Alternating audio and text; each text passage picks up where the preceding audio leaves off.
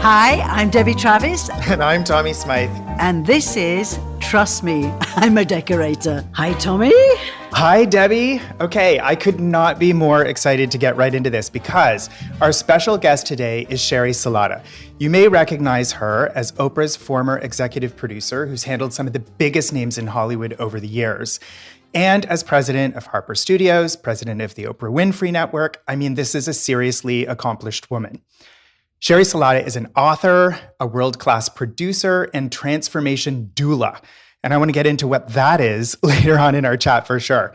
She's now the founder and CEO of the Support System Global Membership Group for Women. This is dedicated to transformation. Sheri's memoir, The Beautiful No, and Other Tales of Trial, Transcendence, and Transformation is an Amazon Editor's Choice Best Memoir. Joining us from Napa Valley, please welcome Sheri Salata. How are you today? Hi, Sheri. Hi. This is such a delight. Such a delight to be with you. Sheri, I just want to say before, because we have so many questions for you, but we go back many, many years, but you probably don't even remember that. So I did several guest appearances on the Oprah Winfrey Show. And when you are on these shows, you're given a producer. So my level, teaching people how to paint, it was not you. But I watched you. I said, who is that woman? And I pointed you out. And there you were dealing with Hollywood greats. And I thought, that woman with that clipboard is getting it done. And then a few years ago, you came back into my life through somebody we both knew. You wrote to me and said, taking retreats of people around the world. And can I come and see your place? So you turned up. We got on we went to a sheep farm for dinner and got on like a house on fire. And, 6 months after that, there you were with your entourage of followers. So welcome, welcome, welcome. I'm so glad you're here, even though you're not sitting with me with a glass of wine.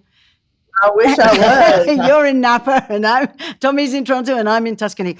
So answer to Tommy's question. I mean, what is, What's a transformation doula? Thank you. Well, here's what I found, having produced everybody and watched all the thought leaders come in and out, I wouldn't call myself a teacher. What I would call myself is I'm walking the path for myself. And then I want to say who wants to come along. And I'll hold your hand a little bit. And I've made enough mistakes in my life where I am happy for everybody to learn from mine and really kind of chart our course with the North Star that we're shifting the paradigm, the middle to the end of life. And I'm going to say for a woman, but it's true for all of us. At this place in time, there's just never been a better time to be alive. Everything's changing. Everything's possible. And sometimes you just need someone to help you believe in that. And how did all this come about? Because you wrote your book, The Beautiful No, about your journey, about jumping from this incredible, probably the number one producer in the world, the cream job. And I'm sure the stress level was off the charts. Well, listen, once you quiet yourself a little bit and you get off crazy town, which is what I felt like my life had gotten pretty crazy. I was just a stress ball. And so I had that moment, Debbie, where you're on what I would have thought was the top of the mountain. And I'm like, ew, I'm not sure this is so great. And, I was fortunate enough to have a friend who was a literary agent, a fantastic one, who got me a book contract. And then I went on that crazy ride for a couple of years because I was like, I don't know that I want to write a book. Why am I writing a book? This is hard. But the process was so healing to really be able to look at the totality of my life. I didn't start at the Oprah Show till I was 35. So I had a ton of jobs. I had done everything. I worked in a toy store. I was a typist. I was a secretary, which is what it was back then. I worked in a 7-Eleven. I did everything. I marveled at it. And I thought, wow, your life at this point is a rallying cry for women in the middle of life and a cautionary tale for young women. It's a cautionary tale. Don't do it. But would you say to young people, don't do it? Or would you say, Because I think the whole career thing, climbing the ladder and getting up to that peak, it has changed for many young people. Yeah, it's very different now. I mean, the definition of superstar has like completely flipped on its head. A real superstar now puts their self-care first. A real superstar has it together. A real superstar is doing the personal development work. A real superstar is tending to their nervous system. When I was coming up, and I would say that anxiety of, am I going to be enough? Am I going to make it? Really, that achievement coming from a place of unworthiness and mistaking achievement for worthiness. And then you get to the end of the road and you're like, why, these two aren't related at all. So I remember reading a Jane Fonda quote a little while ago where she said, I wish, talking about regrets in life or things that you wish you'd done differently. And she said, I wish I'd learned sooner that the word no is a complete sentence. So Sheri, is the beautiful no about boundaries? Is that what really is where it comes from, that phrase? The beautiful no, and it could, because we should all have boundaries. And even at this stage of my life, I'm just getting better at that. Same here. Even just now. Yeah. What it really is about, it's the title story in the memoir, and it's about how I had gotten turned down for a huge job that I really, really wanted just a short time before I got the chance to go freelance at the Oprah show. And when I got turned down, I was devastated. I'm like, that's it. I'm done. I don't know what else to do. And there was something in that, for the first time, my hands were open. I surrendered, and I could feel the grasping was over. I'm like, I just don't even know what to do. And it was a short time later, I got a call. Hey, we were digging through a closet and found your resume, because I had applied years before. We found your resume. Will you come in and freelance? And I was like, what? And it was years later that I realized, oh, if you had gotten that big fancy job, I was an agency producer, an advertising producer. If you would have gotten that big fancy job, you weren't going to quit to go take a shot and see, and try to freelance at the Oprah show. So what I realized is, what a beautiful no. It was a beautiful no. It changed everything. Wow. Sheri, you talked in the book, and also when you were here to me over several glasses of wine, about your parents being very kind of sweet people, but not wanting a fuss. That always resonated with me, because you always said, it was always like, don't make a fuss. Did that affect you in any way now? Clearly not. It is interesting. It is interesting. I don't know if I told you this, Debbie, but I just went into therapy for the first time last year. First time. Congratulations. Because I was curious. Like, I was actually going as a research project. Little did I know, right? Because I'm just like, I'm just going to ask some questions. No need to dig too deeply. But, what I could see, I've really come out of that with some real tenderness for my parents. I mean, they had nothing. They had no meditation. They didn't do yoga. They had no tools. Training. They had no training. And they were raised by people who weren't trained. And there's, all kinds of crazy business that they're trying to overcome. So I think my expectations of them were not matched to their level of training.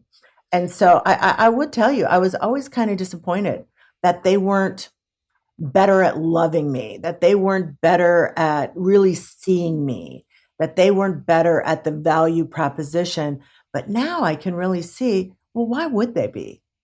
There's a limited capacity when you haven't had the training. So the kindness came in. You also told me you did a workshop about people getting involved in other people's lives, a cousin or a friend or a child, and how when you're a powerful person, you try and rub off on them. Look, I can do it. If I did it, you can do it. Or and you said, the one thing that you've learned over time is to lower your expectations, is not to put your expectations on other people. And I think that's so true. Debbie. And even so, I mean, really, when you're over in someone else's garden, you're basically, trying to avoid your own stuff. Yeah. That codependent dance I did for a long time. I'd rescue, I'd produce other people's problems, I'd jump in and I can fix it and all those things. But meanwhile, my house is on fire. So I could see that I call it my slippery character. My slippery character who says all the right things, but won't really dive in and do the work that was required and would rather go clean up somebody else's yard. So I've come to know that about myself. So anytime I feel that urge, I take a look at that. Where is this inspiration coming from? What are you trying to avoid? And why do you think that's your business? That's another thing. I don't know what you're supposed to do. And I don't know what your soul contract is.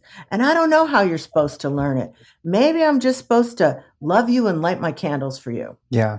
I think that really resonates with, certain aspects of our culture lately. And I've been sort of wanting to talk to you about this because I've recently been thinking really a lot about cocktail conversation as we've kind of reemerged back into that world after the pandemic.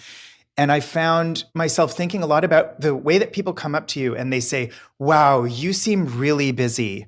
And oh my gosh, you must be so busy right now. And this busyness, which seems to be the cultural benchmark for success, I started thinking to myself, like, how should I respond to this? Because my instinct is to respond like, I'm sure what you mean is, am I happy? Which I am. But like the level of busyness and the comparison of the level of busyness to each other seems to be very much in your, sort of thought box and the way that you've sort of presented your later career, Yeah. path in Yeah. terms of trying to be that kind of transformation doula. Yeah. Well, that used to be my middle name. She's so busy. Gosh, I spun that story over and over and just kept creating that sense of busyness. I don't have time for this. I don't have time for that. And none of that was really true. What it really was anxiety.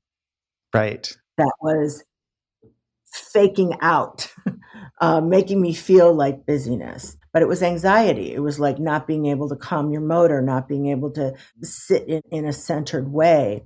And, could I have done that? Yes.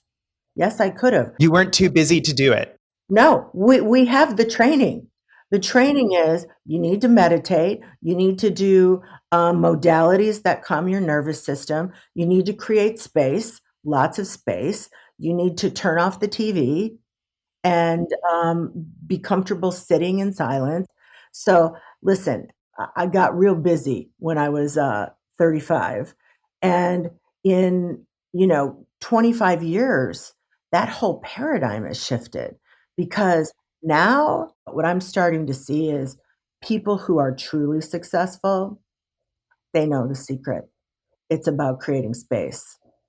It's about creating a life they love, not a life that they're so busy to enjoy. They're too busy to take a moment for themselves. Yeah. And it's been, Tommy, I've really had to retrain myself.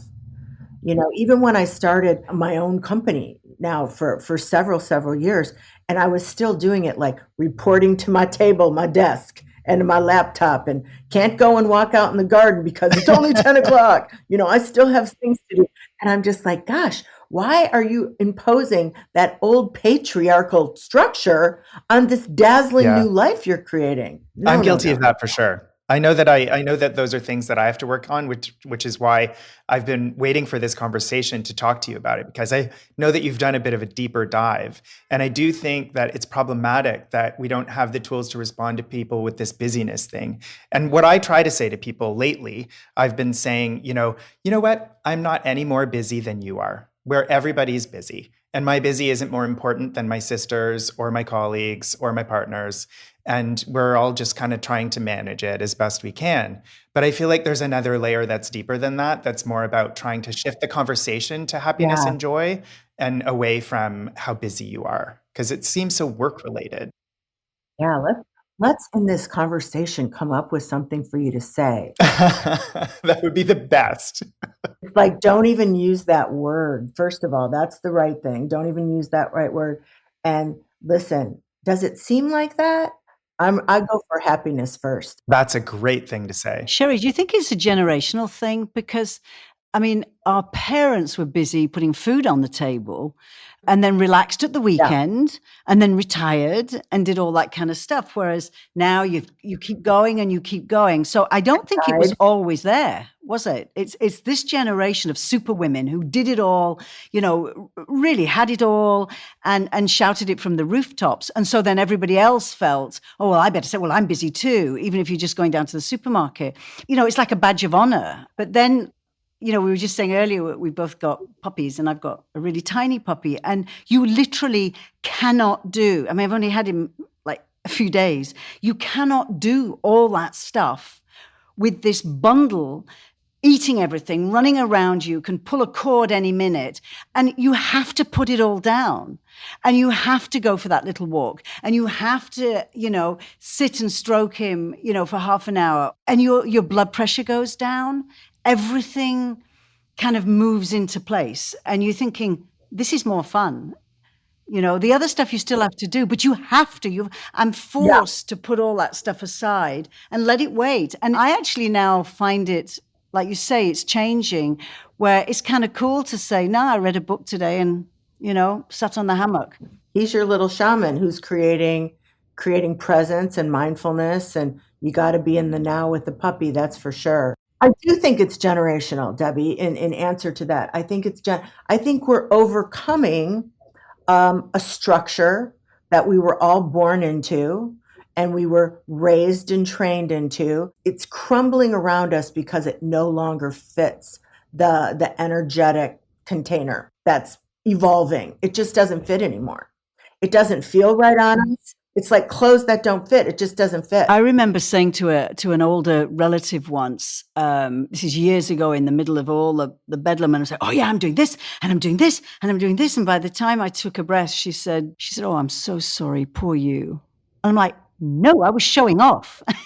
I was telling her everything I was doing. And she was like, oh, I'm so sorry. I have to go back and prune my roses. And I'm like, oh, how boring. But now that's what everybody wants. I've only ever had female bosses, and I've always worked with between 12 and 16 women. As we all aged into families and having families and things like that, and I didn't, I was an observer. I was always like the only man, the only gay guy in a world of women. And what I observed over years and years was that this conversation about she can have it all, that sort of almost false promise in some ways that you can have this incredibly huge career and also this epic family life at home. Because what I observed with the women that I was close to, and they were very diverse and lots of different kinds of women from, all different places, something was always suffering. And their pain was really derived from the fact that if they weren't at work, somebody was upset at home. And if they weren't at home, somebody was upset at work. And this was not self-imposed. I think, well, in some ways, we all make our own choices and things, but still, I think most of it was that social construct and that world that we're talking about being born into that tells you have to be a certain way. Like, how does a person who's a working woman with a family, find a path towards these kinds of balances and boundaries? Well, and again, I don't have human children, so it gives me a different perspective. I'm not defending anything. And I just always like to be aware of that. Even for, the situations where I do have that, I always like to be aware of what are you defending, Sheri? What are you protecting? What don't you really want to see? And I guess here's my observation of that the possibility of having this big, gigantic Mongo career came without a new negotiation of what was expected at home and who was doing what. That's interesting. So what I saw was that women who were going for it career-wise, and there wasn't a new paradigm for being a wife and a mother and having a family. Now, in my view, and I always try to remember this for myself and see if this lands, that evolution is a very messy process. It isn't like, woo hoo hoo hoo, rise, rise, rise, rise. It's up, it's back, it's, we can see that in America for sure. Like, you make some progress, then it goes to hell in a handbasket, and then you got to break through some more. It is a messy, messy process. And the same is true as these paradigms and old structures change as well. Now I notice and watch, I don't know about you guys, but my dad was at the office. He wasn't No. at school for the play. He wasn't at school for the singing concert. Yeah. He was at the office. And I mean, if there was ever anything on a weekend and he wasn't golfing or doing something else, like he was unavailable. That's very different now. You can start to see that change that, I had tons of men working for me and they'd give me all their dates they had to be at school. But what's going to happen is that those negotiations are going to change at home, what the expectation is, the cultural guilt that's laid on a woman that she's not, baking cookies all day and staying at home with her kids is shifting as she begins to see that her children can be bettered for watching her growth, her own growth and evolution, and having a life of her own outside of them. So I think all that's going on. And, I work with women who are in the middle of life who have gotten through a lot of that, where their kids are raised and out of the house. And you know what they're dealing with? Oh my God, I didn't do enough. Is this all there is? Wow. Like their kids are gone. They've gone off to lead their own lives. Yeah. And you're sitting there. You haven't made yourself a priority. You haven't done the things you wanted to do. And you're like staring down the barrel of 30 more years now. We used to die at 47. Now you're staring down the barrel of 30 more years that you've got to plan and program. Yeah. And you might still have to work for money. And you're like, oh my God, what am I doing now? So it's the wake-up call and the invitation at the same time. Hold tight. Be right back.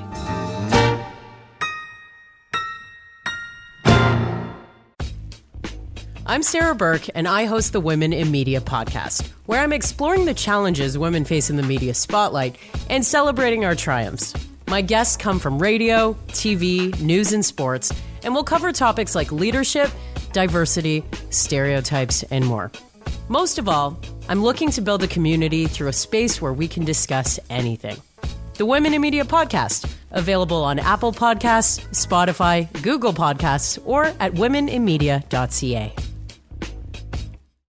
It's also, you have to look good because now you've got, people like, I don't know, Jane Fonda, looking amazing in their 80s. And somebody said the other day, but you can look good. It is a decision. That's a decision. Exactly. But is it also a stress on people? Like, I need to be, I need to still go to the gym. I'm 75. So are we loading stuff onto people, as we've got more years to live? But you get to decide. And that's, one of the gifts of growing older is I'm circling around the drain of this thought. I really am not going to do anything I don't want to do anymore.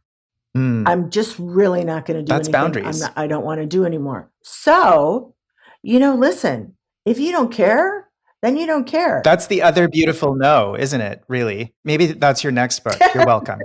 That's right. The other beautiful no. What I tend to see, Debbie, is that women who are into their own beauty and into their own power and into their own limitlessness and possibilities are way happier than women who are like, who cares? That's what I tend to see. And so, women who go to the gym at 75 feel better, are more embodied, and are more enjoying their life experience than women who aren't. Or women who are, I get a lot of messages saying, I'm living my life through you. And that upsets me because you just want to reach out and say, do your own thing. Start whatever you want. Do all the things that you dreamt about when you were young.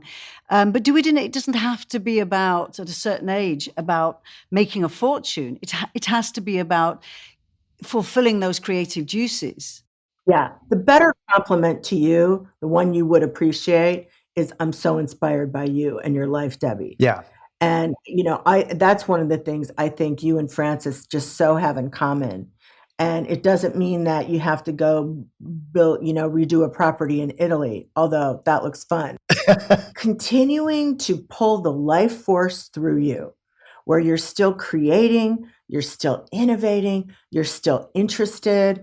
I don't know about you guys, but I find myself, I'm just not fit for my old social life anymore. I can't just yickety yak about anything. I really want to talk Hmm. about things.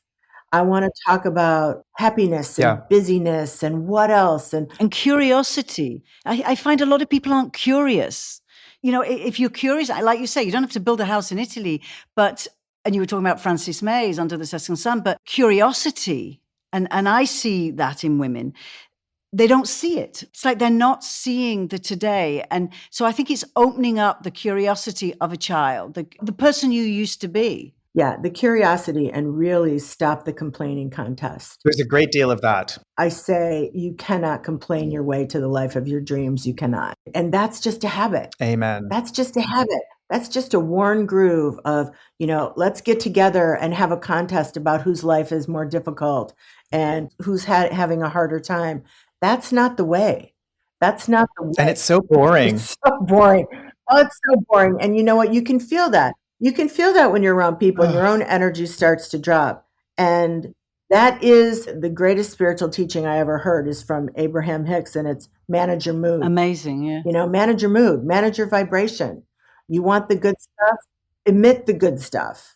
And so that's a real practice and one to break. Yeah, you talk, when I sat in on some of your workshops, which I thought was really brilliant, about going through a portal, because we've all got people we know who they've gone through divorce, they've gone through dreadful things, and sometimes they're on that groove, that broken record, going around and around and around. And until you actually, go through that doorway, that portal, nothing's going to happen, because you're just going to go on and on about it. Yeah. You're talking about people who are still talking about their divorce that happened 20 years ago. And that's how, Yeah. Tell me about yourself. I'm divorced. I'm like, oh my God. Is that your first go-to? You're going to lead with that? I think I need portal rejuvenation surgery. Okay, let me give you a little, I'm going to give you a little taste of the portal. So if you look at any area in your life and there's something that is a little crunchy, like you don't have it locked, it doesn't feel like it's smooth, it's not in flow, it's not easy, you don't find it, doesn't have to be perfect, but you don't feel like it's on an upswing, it's a portal of opportunity. And when you walk through that portal of opportunity, it's like, if you can begin to get tender with yourself and kind of understand how you've landed in this space, in this area, and how you can begin to kind of dream about a new version of this area of your life, then you're walking through the portal. You're just being real. You're being gentle with yourself. You're understanding, we're human. You understand, oh, I see how I've got that pattern. I see how I've been closed down to that. I see how I haven't been able to see that for myself. And now if I go through that portal, I'm beginning to imagine a new version, a new possibility, a new edge. And all of a sudden you've got energy there. And that energy starts to manifest things and possibilities and conversations. And so it's kind of like taking something that you kind of like put in a drawer. You're like, I can't figure that out. And you kind of bring it out and you put new life into it. And workshop it a little bit. You have a very beautiful way, Sheri, of like not really teaching, but just suggesting ways of doing things. And I think that is such an easy way to absorb information for people. You're obviously very talented at that. I love the way that, these are all just tools. You can either pick them up and use them and apply them, or you can leave them laying there. And I think that's really important.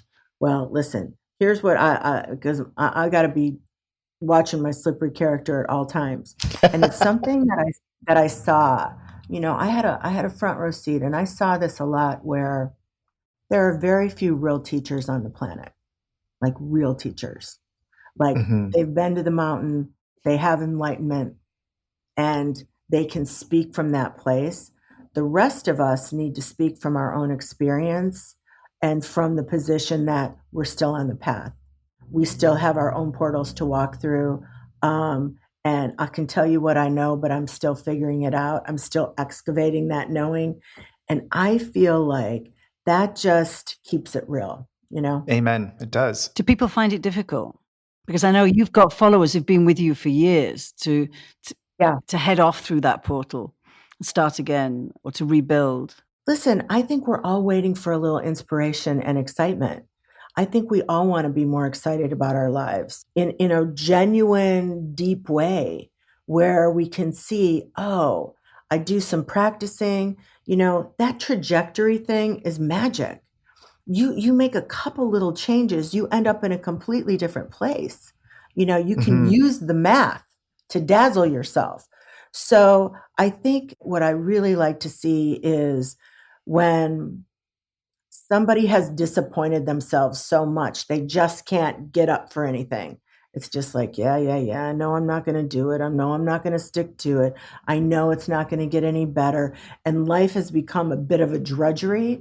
Once they start to get a hold of a little piece of hope, little stir in the pot of hope, a little possibility, a little like, well, maybe I could, their whole energetic system changes. All of a sudden, their perspective changes. All of a sudden, possibilities are popping up. And nothing makes me happier than that. I'm often between both worlds, you know, and that's what we got to do for ourselves. We got to keep reminding ourselves what a brilliant, beautiful story this life experience is. It's magic. And there are the mystical threads that have brought us together to have this conversation and brought your listeners in to participate in this conversation with us.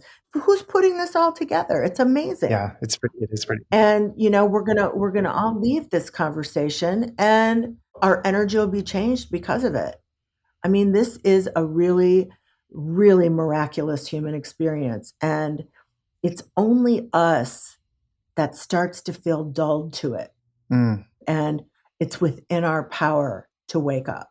Beautiful. What would you want listeners to take away from this? I mean, do you want to shake them and say, right, get out there, start some gardening, do something? Or I know you've hit virtually everybody listening is taking something from this that they can relate to, because it relates to all of us, even the ones that you think are living this wonderful life.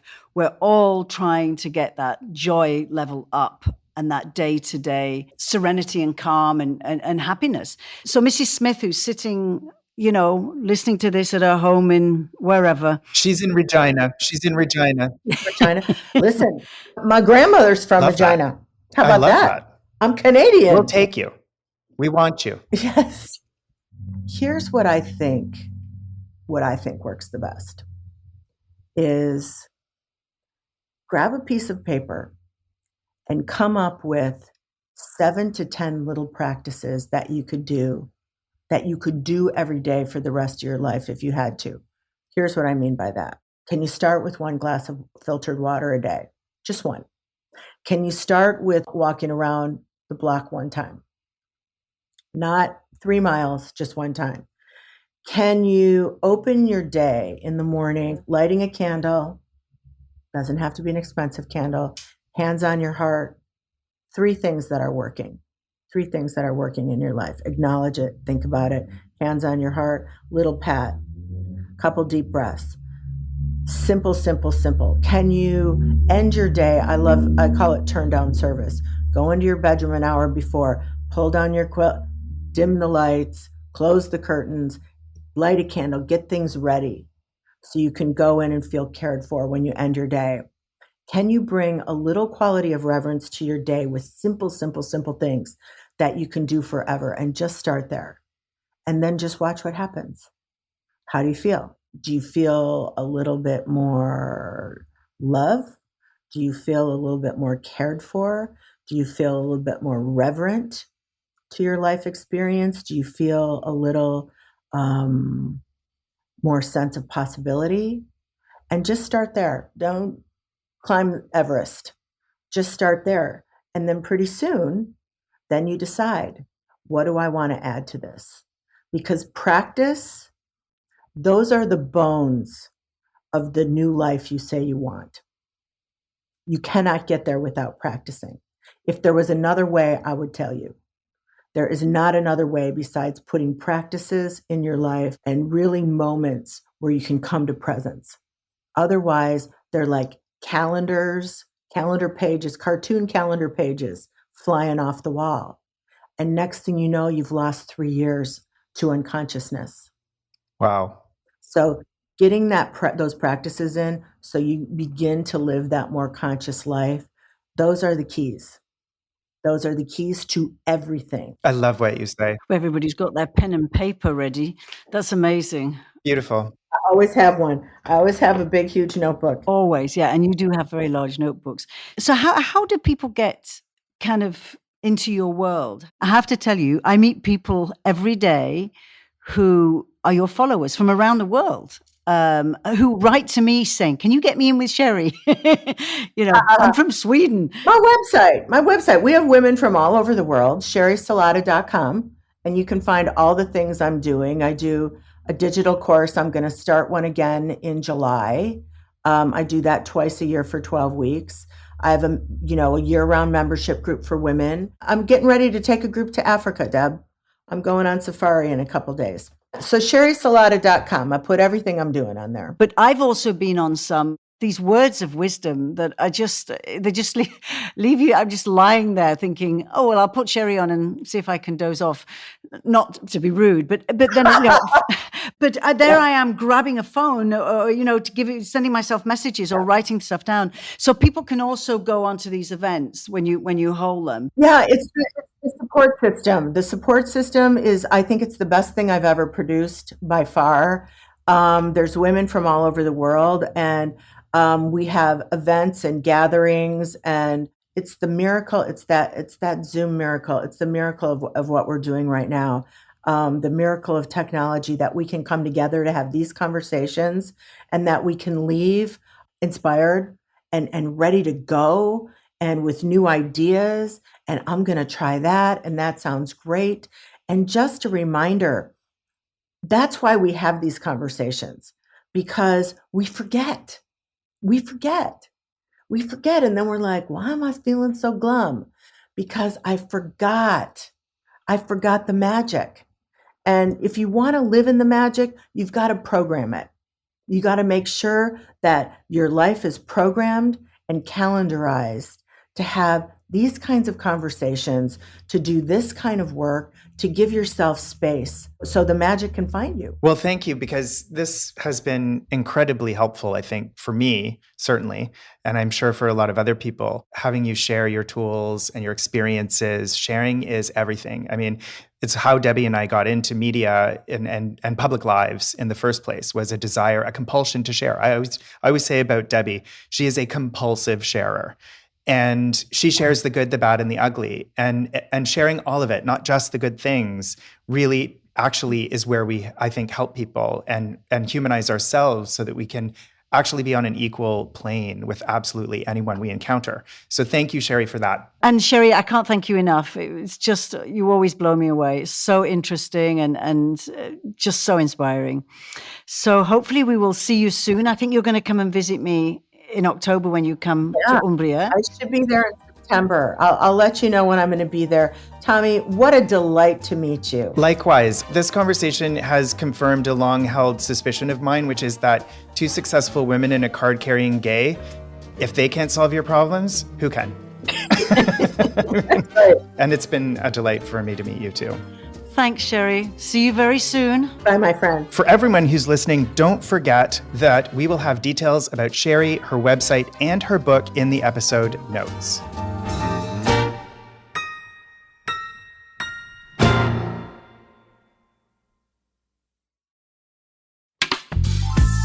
This podcast is distributed by the Women in Media Podcast Network. Find out more at womeninmedia.network.